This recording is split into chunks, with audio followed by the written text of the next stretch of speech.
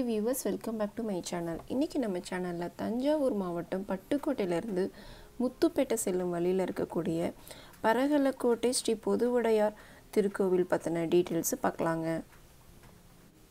பட்டுக்கோட்டை அருகே உள்ள பரகலக்கோட்டையில் அழகிய ஆலயமாக வெள்ளாள மரமாகவே நமக்கு காட்சி தருகிறார் ஸ்ரீ பொது ஆவுடையார். மற்ற தலங்களில் லிங்க வடிவில் நம்ம தரிசிக்கிற சிவபெருமான் இந்த கோவிலில் நமக்கு மரமாகவே காட்சி தருகிறார். பொய்கை நல்லூரின் அடர்ந்த வனப்பகுதியில் வெள்ளாள மரத்துக்கு அருகில் அமர்ந்தபடி ஸ்ரீ வான்கோபர் மற்றும் ஸ்ரீ மகாகோபர் என்கின்ற இரண்டு சிவனடியாருக்கு இறைவனை அடைவதற்கு சிறந்த வழி இல்லறமா அல்லது துறவரமா என்கின்ற வாக்குவாதம் நடைபெறுகிறது. அந்த வாக்குவாதத்திற்கு இந்திரனிடம் சென்று விளக்கம் தரும்படி கேட்கின்றனர். முனிவர்களின் சாபத்துக்கு ஆளாக கூடாது என்று பதறிய இந்திர பகவான், தில்லை அம்பலத்தனிடம் கேளுங்கள், உங்களுக்கு தக்க பதில் கிடைக்கும் என்று கூறவே அந்த இரண்டு சிவனடியாரும் சிதம்பரத்துக்கு சென்று சிவனாரை பணிந்தனர்.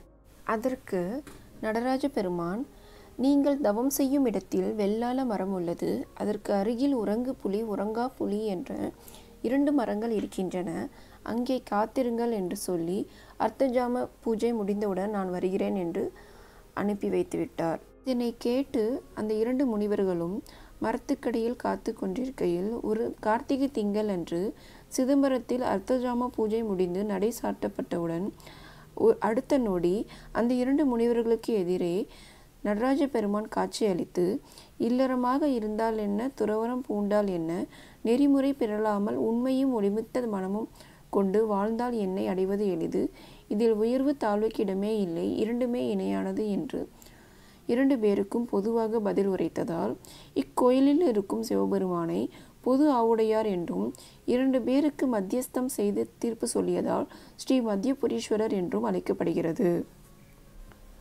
அந்த இரண்டு முனிவர்களும் தாங்கள் இங்கிருந்தபடி அருள வேண்டும் என்று சிவபெருமானை வேண்ட, அப்படியே ஆகட்டும் என்று அந்த வெள்ளாள மரத்திலேயே ஐக்கியமாகி இக்கோவிலில் வெள்ளாள மரமாகவே நமக்கு காட்சி தருகிறார் ஸ்ரீ பொது ஆவுடையார்.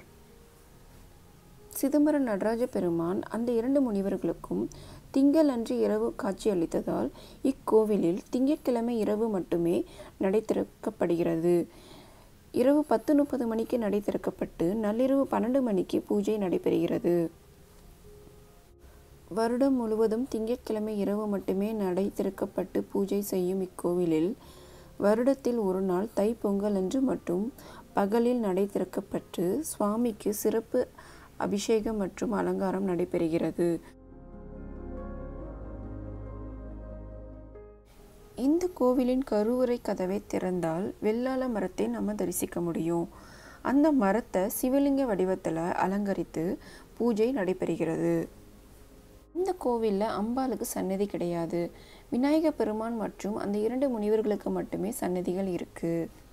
இந்த கோவிலில் பக்தர்களுக்கு ஸ்ரீ நடராஜ பெருமான் ஐக்கியமான வெள்ளாள மரத்தின் இலைகளையே பிரசாதமாக வழங்கப்படுகிறது.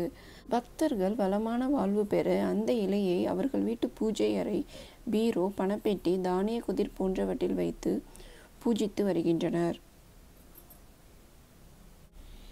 இந்த கோவிலுக்கு வரும் பக்தர்கள் நெல், அரிசி, பயிறு, உளுந்து, தேங்காய் போன்றவற்றை நேர்த்திக்கடனாக செலுத்துகின்றனர்.